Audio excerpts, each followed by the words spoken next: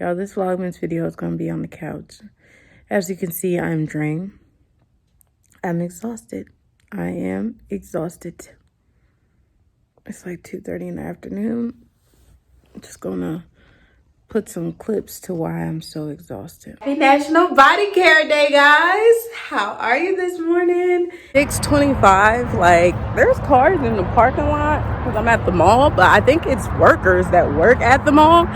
Y'all, I'm crazy, ain't I gotta be absolutely nuts to be coming up to this store for the second time in a row, second week in a row, before 7 o'clock in the morning. Like, they had the store set up, everything was ready to go. Y'all, I was in heaven. It was just me and about 4 to 5 other people in the store. So, you know, it was a body care day. I'm exhausted. I got my Victoria's Secret blanket over here. These people's cars get on my nerves. I can't stand these people's cars. Victoria's Secret Sherpa, though. The new one that just came out. Yeah. So I'm trying to stay, like, just to myself. Y'all, I did all the stuff I did this morning. Had to come home and clean my car. Because last night, Grace threw up all in the car. She got car sick. I wanted to give you guys an update on Grace since I am laying here. And I don't want y'all to get all worried. Like, even the doctors told me not to get all worried. Because it's things that they can fix. But it came back that Grace's hormonal level is high. And because her hormonal level is high, basically, they want to make sure she's not going through early puberty. And this happens in children. Like, the brain receptor goes off saying, okay, it's time to, put on weight to develop and all this stuff. And when your body is not supposed to, especially since she's only 4. So she has to get an x-rays done of her bone structure. And she has to go see a specialist. So the specialist needs the x-ray. That way they can determine, if this is what's going on with her, since her hormonal level is high and out of whack. Now, because I have polycystic ovarian syndrome, my mom has it as well. It may be something that was passed to her as well. So it could be why her hormones are all out of whack, but she shouldn't be having any hormonal issues this early in the game. She's 4 years old. So we were trying to go last night and go into Austin and have her do it yesterday. That way we can have it done early. That way we can get an appointment sooner with the specialist while I'm on leave. But after spending an hour and some change driving in the car to get to Austin and walking for 30 minutes around where we were supposed to go, we couldn't find the place. And it's dark, 7:30 at night. You got 2 little children. Kenny was with me. But we're out there with the kids trying to find our way around, and we couldn't find it. So Monday I have to call and reschedule and just get an appointment here locally. That way she'll be seen probably next Thursday and do the bone test. And then hopefully praying that the following week she sees the specialist, or the week after. I don't care when it is, we're going to see the specialist.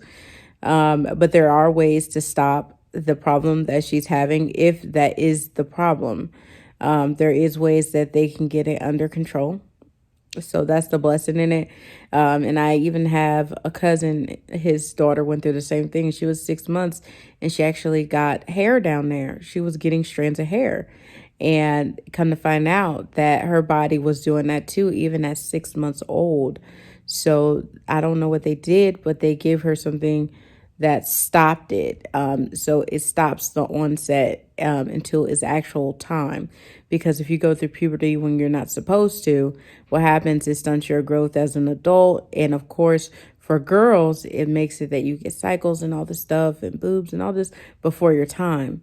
So if this is in fact the issue Grace has, they're going to be prescribing something that will stop it so it doesn't get worse.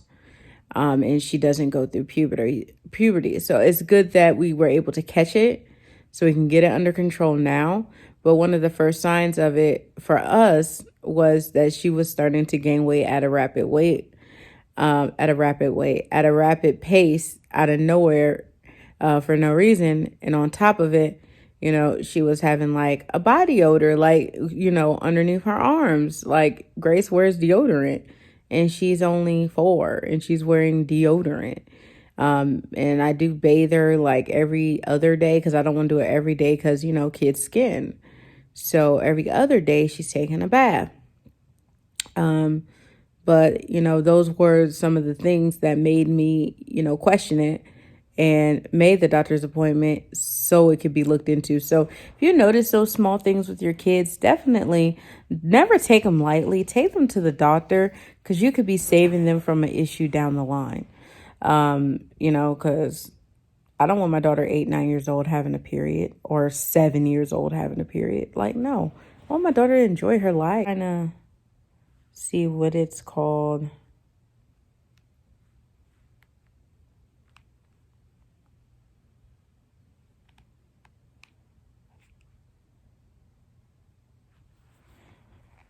And there's a lot of people that go through it that it's called precocious.